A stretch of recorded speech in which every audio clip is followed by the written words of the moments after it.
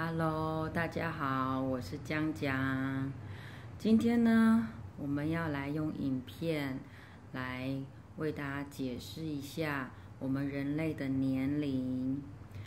假如我们每一个人可以活到100岁，因为100比较好除，所以呢，我就用100岁来解释。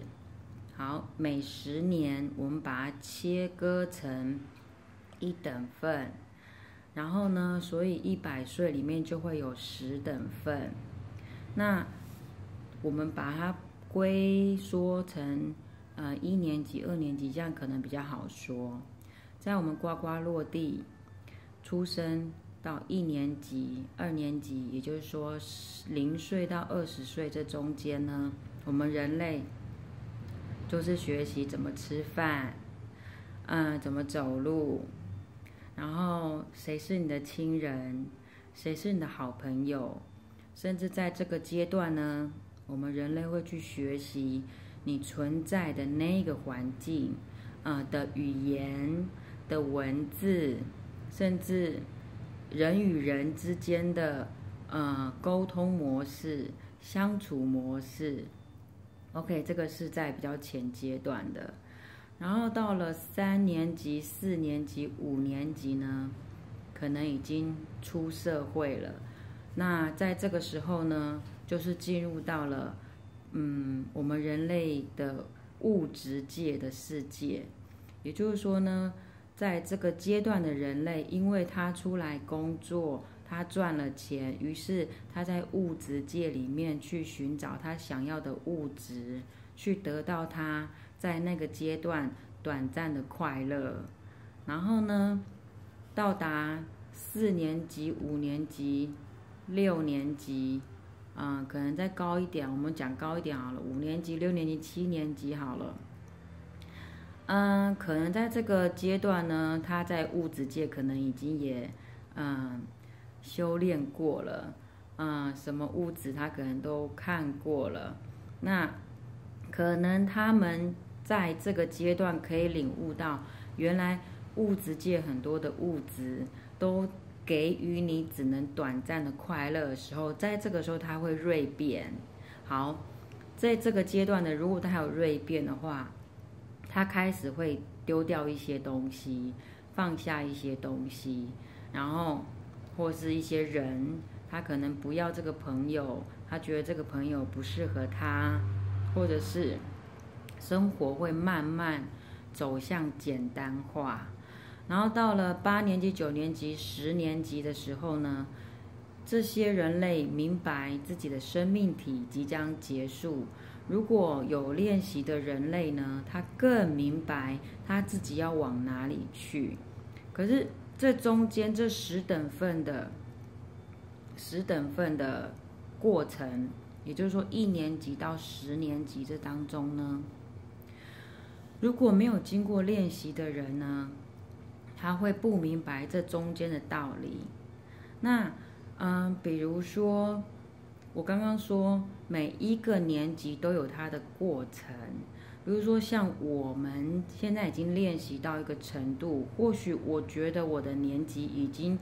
那个叫什么跳级到达可能9年级、10年级的阶段，所以我们会非常明白往后的5年级、6年级、7年级、8年级将会走到什么样的阶段，所以不会盲目的去一昧的追求任何很多不必要的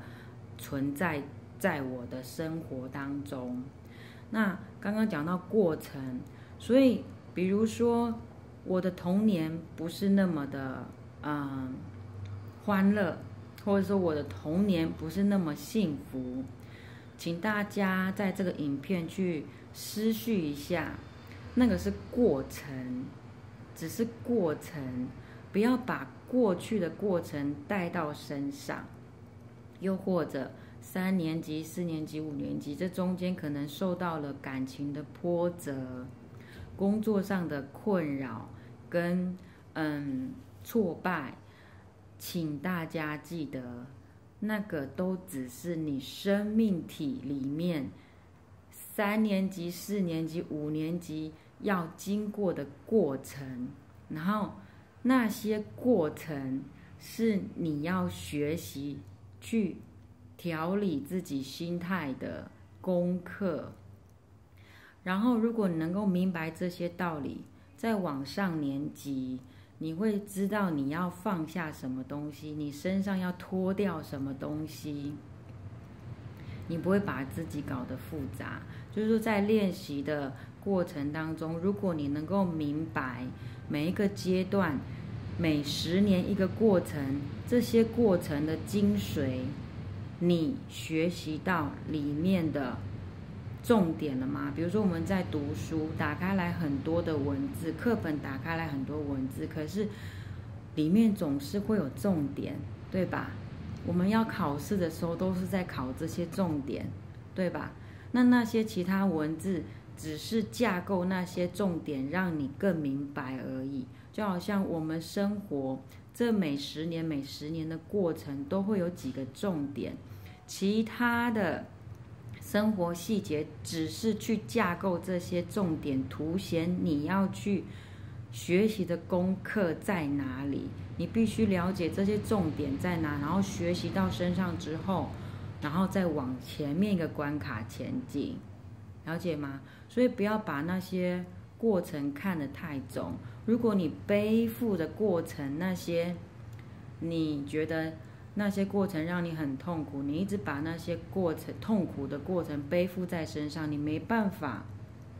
越级，你没有办法破关。也可能就是说，你可能不了解这个道理的时候，可能存在5年级，明明50几岁，可是你背负着2年级或是1年级存在的过程，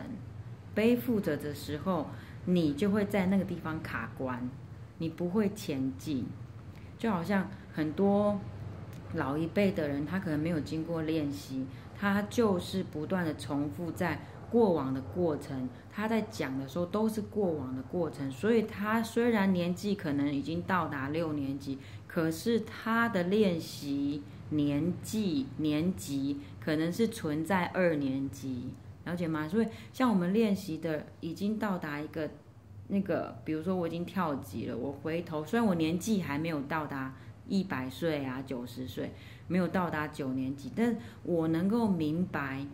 在这个人生这个生命体当中，如果你去发现很多人类，他可能年纪已经有到达这么多岁数，可是他的存在，他的脑袋，